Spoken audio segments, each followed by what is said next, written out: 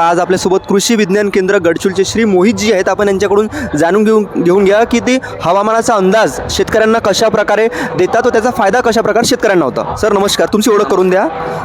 नमस्कार, माझं नाव मोहित गणवीर. मी कृषी विज्ञान केंद्र येथे कृषी हवामान निरीक्षक या पदावर कार्यरत आहे व जिल्हा कृषी हवामान केंद्र यामध्ये प्रत्येक जिल्ह्याला, आपला गडचिरोली जिल्ह्यामध्ये प्रत्येक 12 तालुक्याला आम्ही प्रत्येक मंगळवारला आणि प्रत्येक शुक्रवारला जिल्हा कृषी हवामान केंद्र, कृषी विज्ञान केंद्र गडचिरोली अंतर्गत आम्ही थोडक्यामध्ये कृषी हवामान सल्ला आणि सोबतच हवामानाचा अंदाज 5 दिवसाचा हवामान अंदाज आम्ही त्याच्यामध्ये इन्क्लूड असते आणि त्याच्यासोबतच की हवामानाच्या अंदाजाच्या आधारावर आपल्याला पुढील 5 दिवस काय करायचं आहे हवामानाच्या बेस आधारित.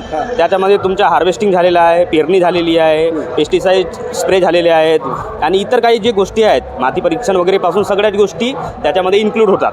सर मला सांगा की शेतासाठी कसं तुमच्याकडे पोहोचू शकतो. सर हा खूप चांगला क्वेश्चन आहे.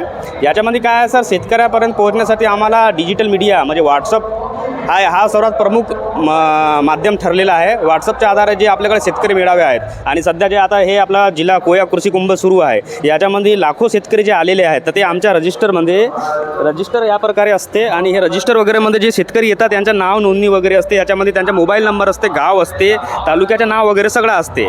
मग आम्ही काय करतो, या आधारावर आम्ही सगळ्या कॉन्टॅक्ट नंबर मोबाईलमध्ये सेव्ह करतो आणि प्रत्येक तालुक्याच्या ब्लॉकच्या वेगवेगळा ग्रुप तयार करण्यामध्ये, म्हणजे आरमोरी तालुक्यासाठी स्पेसिफिक आरमोरीची ॲडवायझरी जाईल, आपला सिरोंच्यासाठी स्पेसिफिक सिरोंच्या तालुक्याची ॲडवायझरी जाते. अशा प्रकारे प्रत्येक तालुक्याला आम्ही हे जे नंबर गोळा केलेले असतात त्यांच्या प्रत्येक ग्रुप तयार केलेले जाते.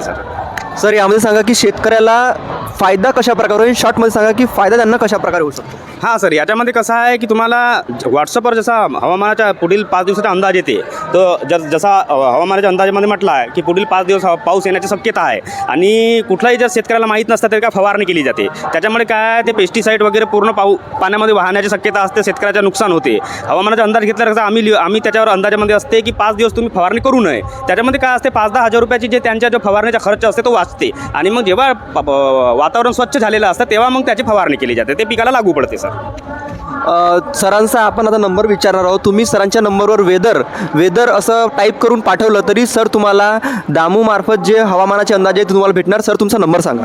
हां, माझा नंबर आहे 9049708878. पुन्हा रिपीट करतो, 9049708878. या नंबरवर तुम्ही तुमचं नाव आणि तालुक्याचं नाव पाठवल्यावर तुम्हाला मोफत हे सेवा तुम्हाला व्हॉट्सअपवर PDF फाईल आणि सगळ्याच गोष्टी तुम्हाला हवामानाद्वारे तुम्हाला मोफतमध्ये मिळतील. हे शासनाकडून निःशुल्क सेवा आहे. धन्यवाद सर, आपण शेतकऱ्याच्या उपयुक्त अशी माहिती आम्हाला दिली आहे त्याबद्दल आपले आभार.